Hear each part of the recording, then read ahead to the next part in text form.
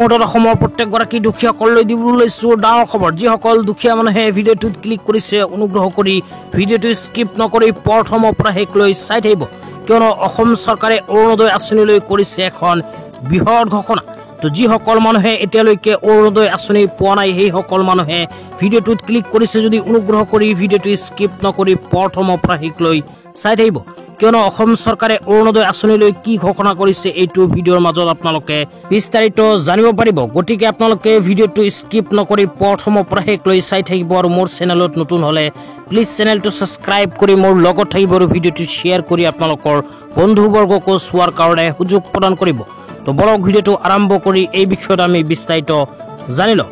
তো আপোনালোকে মোবাইল স্ক্ৰীনত চাব পাৰিছে অৰুণোদয় আঁচনিলৈ এনেকুৱা এখন আপডেট আমাৰ হাতত আহি পৰিছে। ইয়াতে কি লিখা আছে আপোনালোকক পঢ়ি শুনাই দিছো।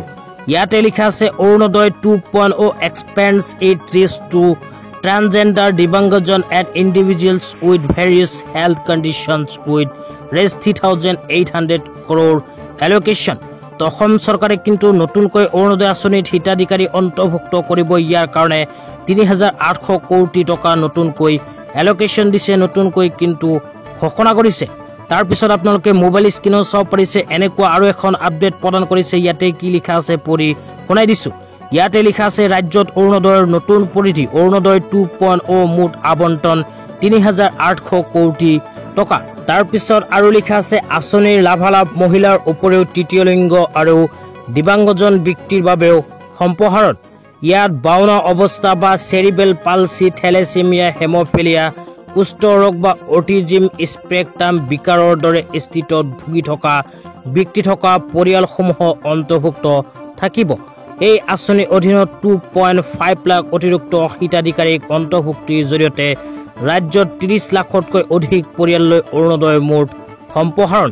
তো যিসকল মানুহে এতিয়ালৈকে অৰুণোদয় আঁচনি পোৱা নাই সেইসকল মানুহৰ ভিতৰত যদি তৃতীয় লিংগ দিব্যাংগজন ব্যক্তিৰ লগতে কেইখনমান বেমাৰৰ কথা চৰকাৰে উল্লেখ কৰিছে, যেনে চেৰিবেল পালচি, থেমেচিয়া, হেম'ফিলিয়া, কুষ্ঠ ৰোগ আৰু অটিজিম স্পেক্ট্ৰাম আদিৰ দৰে বেমাৰ। যিসকল মানুহৰ পৰিয়ালৰ কোনো সদস্য আছে সেইসকল পৰিয়ালৰ সদস্যই কিন্তু 100% অৰুণোদয় আঁচনি লাভ কৰিব।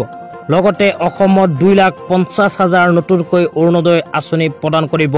যিসকল দুখীয়া মানুহে এতিয়ালৈকে অৰুণোদয় আঁচনি পোৱা নাই সেইসকল মানুহৰ কাৰণে আহি গ'ল সোণালী সুযোগ। তো তাৰপিছত আৰু কি লিখা আছে আপোনালোকক পঢ়ি শুনাই দিছো।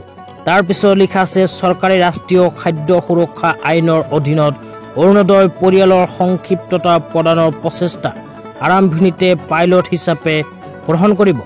তাৰপিছত কোৱা হৈছে চৰকাৰে অৰুণোদয় হিতাধিকাৰীসকলক নিম্নলিখিত বীমা কভাৰেজ প্ৰদান কৰাৰ বিষয়ে বিবেচনা কৰিব: প্ৰধানমন্ত্ৰী জীৱন জ্যোতি বীমা যোজনা, প্ৰধানমন্ত্ৰী সুৰক্ষা বীমা যোজনা।